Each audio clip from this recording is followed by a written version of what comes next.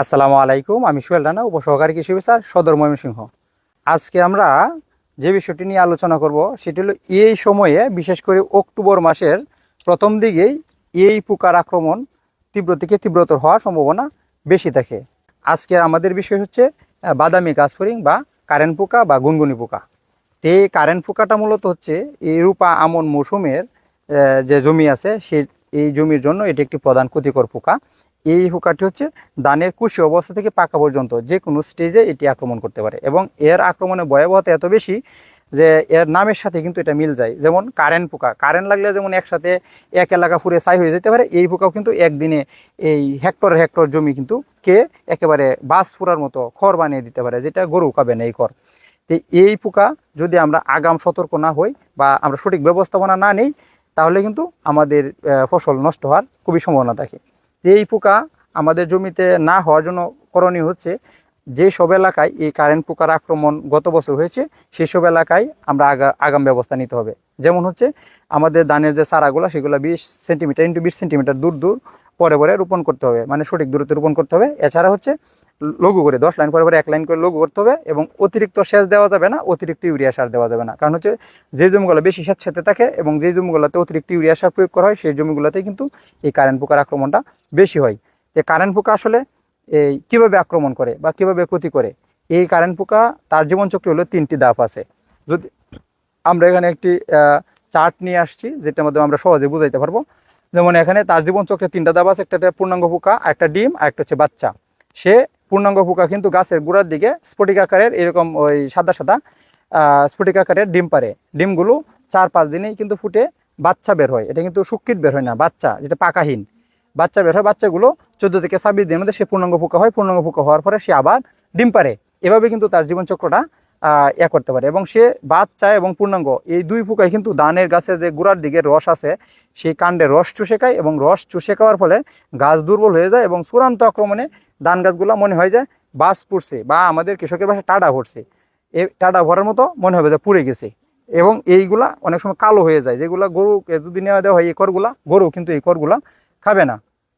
তো এই বাদামি গাছ ফড়িং আমরা জমিতে যদি উপস্থিতি থাকে তাহলে আমাদের কি করণীয়। যেমন আমাদের জমিতে যদি দেখি 2-1টা বাদামি গাছ ফড়িং, তাহলে কিন্তু আমার জমি থেকে একটু দূরে আলুর ফাঁদ, সন্ধ্যাবেলা আলুর ফাঁদ স্থাপন করলে কিন্তু এই পূর্ণাঙ্গ বয়স্ক পোকাগুলো আলুতে আকৃষ্ট হয়ে এই আলুর ফাঁদে আটকে মারা যাবে। এছাড়াও যদি হলুদ আটালো ফাঁদ ব্যবহার করি, হলুদ আটালো ফাঁদেও কিন্তু এগুলা পরে মারা যাবে। আর যদি আমরা দেখতে পাই আমাদের অধিকাংশ কুশিতে 2 থেকে 4টি পেট মোটা, যেমন ওই যে পেট মোটা যেটা দেখা যাইতেছে কাণ্ডে, এরকম পেট মোটা যদি বয়স্ক পেট মোটা পোকা পাওয়া যায় প্রতি গুছাই 2 থেকে 4টি, এবং 8 থেকে 10টি যদি বাচ্চা পাওয়া যায়, তাহলে কিন্তু আমাদের ওই বসে থাকলে চলবে না। তখন কিন্তু আমাদের রাসায়নিক দমন ব্যবস্থাপনায় যেতে হবে।